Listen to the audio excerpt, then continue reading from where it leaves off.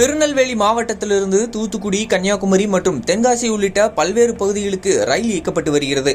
குறிப்பாக திருநெல்வேலி ரயில் நிலையத்திலிருந்து திருச்செந்தூர் செல்லும் ரயில் பாதையில் கொக்கீரகுளம் பகுதியில் ரயில்வே கிராசிங் இருக்கிறது. ஏற்கனவே கொக்கீரகுளம் முதல் மேலப்பாளையம் பகுதியில் சாலையில் அவ்வப்போது கால்நடைகளால் விபத்து ஏற்படுவதாக குற்றச்சாட்டு எழுந்துள்ள நிலையில் அந்த பகுதியில் நெடுஞ்சாலைத்துறை சார்பாக கால்நடைகள் நடமாட்டம் உள்ளிட்ட பகுதி கவனமாக செல்ல வேண்டும் என எச்சரிக்கை பலகை வைக்கப்பட்டுள்ளது. இந்த நிலையில் மேலப்பாளையம் பகுதியில் உள்ள ரயில்வே கிராசிங் பகுதியில் அடிக்கடி கால்நடைகள் தண்டவாளத்தில் நின்று கொள்வதால் அந்த வழியாக செல்லும் ரயில்கள் தாமதமாக கடந்து செல்லும் நிலை ஏற்பட்டுள்ளது. கடந்த சில தினங்களுக்கு முன்பு இரவு நேரத்தில் வந்த ரயில் ஒன்று கால்நடைகள் நிற்பதைக் கண்டு சுமார் 5 நிமிடங்களுக்கு மேலாக ஹார்ன் அடித்தும் கால்நடைகள் தண்டவாளத்தை விட்டு இறங்காத காரணத்தால் ரயில்வே கேட்டில் இருந்த ரயில்வே பணியாளர்கள் கம்பை எடுத்து வந்து மாடுகளை விரட்டும் சம்பவம் அரங்கேறியுள்ளது.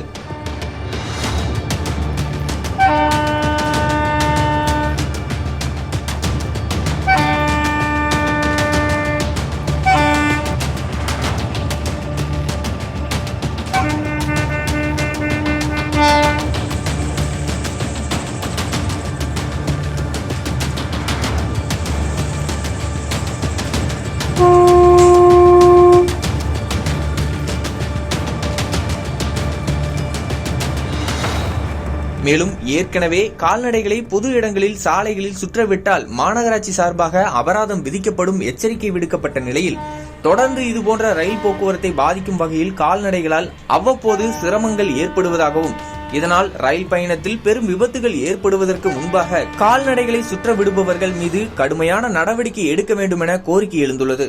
இது தொடர்பான வீடியோ காட்சிகள் தற்போது சமூக வலைதளங்களில் வேகமாக பரவி வருகிறது.